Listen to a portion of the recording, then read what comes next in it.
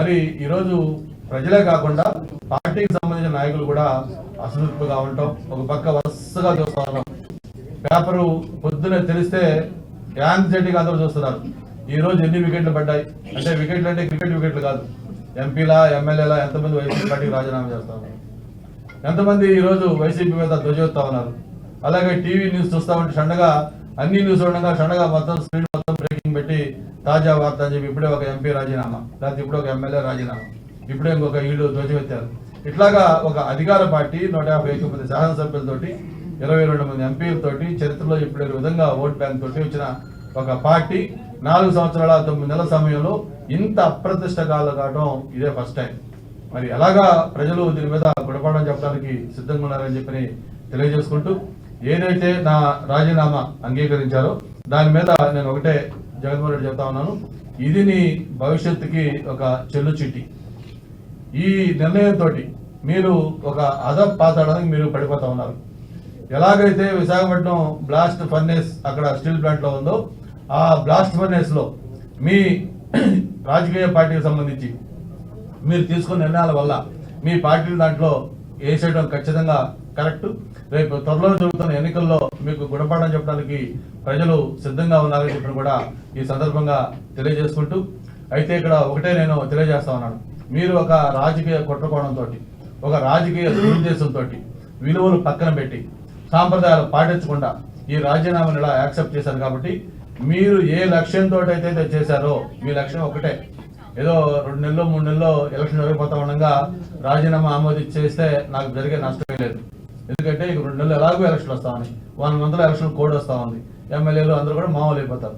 ఇటువంటి సమయంలో ఎమ్మెల్యే పదవి గురించి కంటే కూడా మీరు ఏదైతే ఆశించారో, మీరు ఏ లక్ష్యంతో అయితే మీరు ఈ రాజీనామా ఇంత హడావుడిగా దొంగచాటుగా దీన్ని ఆమోదింపు చేశారు, ఆ లక్ష్యం నెరవేరకుండా ఉండాలంటే రాజ్యసభలో నేను సంబంధించి రేపు ఎన్నికల్లో ఓటేసే అవకాశం నేను కల్పించుకోవాలి. దానికి ఏ విధంగా అవకాశం ఉంటుందో నేను ఇప్పటికే న్యాయ నిపుణులతో మాట్లాడుతా ఉన్నాం. ఇవి గతంలో చాలా కేసెస్ ఉన్నాయి. ఏదైనా దీనికి టెక్నికల్ గా చేసింది వాడు తప్పు అని చెప్పి అందరూ కూడా చెప్తా ఉన్నారు. మా పార్టీ పెద్దలతో మాట్లాడాం, పార్టీ నాయకత్వం కూడా దీని మీద సీరియస్ గా లీగల్ సెల్ వర్కౌట్ చేస్తా ఉంది. ఏ విధంగా దీన్ని మనం సంప్రదించాలి, ఏ విధంగా మనం రాజ్యసభలో ఓటు వేసుకోవాలి అని చెప్పిన దాని మీద కూడా ఆలోచించి దాని నిర్ణయం తీసుకుంటాం. తప్పకుండా ఈ న్యాయంలో మాకు న్యాయం జరుగుతుంది, న్యాయం ద్వారా ఈ కోర్టు ద్వారా చెప్పి మేము భావిస్తా ఉన్నాం. దాన్ని కూడా ఎగ్జామిన్ చేస్తున్నామని చెప్పి కూడా తెలియజేసుకుంటూ, విశాఖపట్నం రాజీనామా యాక్సెప్ట్ చేసిన తర్వాత ఎయిర్పోర్ట్కి వచ్చినప్పుడు అపూర్వంగా స్వాగతం పలికిన అందరూ కూడా ధన్యవాదాలు తెలియజేసుకుంటూ, ప్రత్యేకించి స్టీల్ ప్లాంట్ సంబంధించి నిర్వాసితులు కానీ అలాగే పోరాట కమిటీ గారు వాళ్ళందరూ కూడా వచ్చారు. వాళ్ళు కూడా చాలా సంతోషంగా దాన్ని స్వాగతిస్తున్నాం. సార్, మీ రాజీనామా మా ఉద్యమానికి మరింత ఉపయోగపడుతుందని చెప్పి రేపు ఒకసారి స్టీల్ ప్లాంట్ కూడా విజిట్ చేయమని చెప్పారు. తప్పకుండా మన జిల్లా అధ్యక్షులు పెద్దలంతా కూడా మాట్లాడి రేపు ఎప్పుడు స్టీల్ ప్లాంట్ పోరాట కమిటీ దగ్గరికి వెళ్ళాలి, దాన్ని ఎలా మరింత ముందుకు తీసుకెళ్లాలని కూడా వాళ్ళందరితో మాట్లాడి ఫ్యూచర్ యాక్షన్ ప్లాన్ కూడా తయారు చేసుకుంటామని చెప్పి కూడా తెలియజేసుకుంటూ, జగన్మోహన్ రెడ్డి గారు మీరు రాజకీయంగా ఈ నిర్ణయంతో ఒక దొంగచాటు ఈ వ్యవహారం ద్వారా పాతాళానికి మీరు పడిపోయారు రాజకీయంగా. ఎందుకంటున్నామంటే ఏదైనా రాజకీయాల్లో ఫెయిర్ గా చేసుకుంటే దాని పెద్ద ఎవరు బాధపడరు, దాన్ని అందరూ అప్రిషియేట్ చేస్తారు. నేను ఆ రోజు రాజీనామా చేసినప్పుడు మీరు యాక్సెప్ట్ చేస్తుంటే మిమ్మల్ని ఎవరు ఏమనలేరు.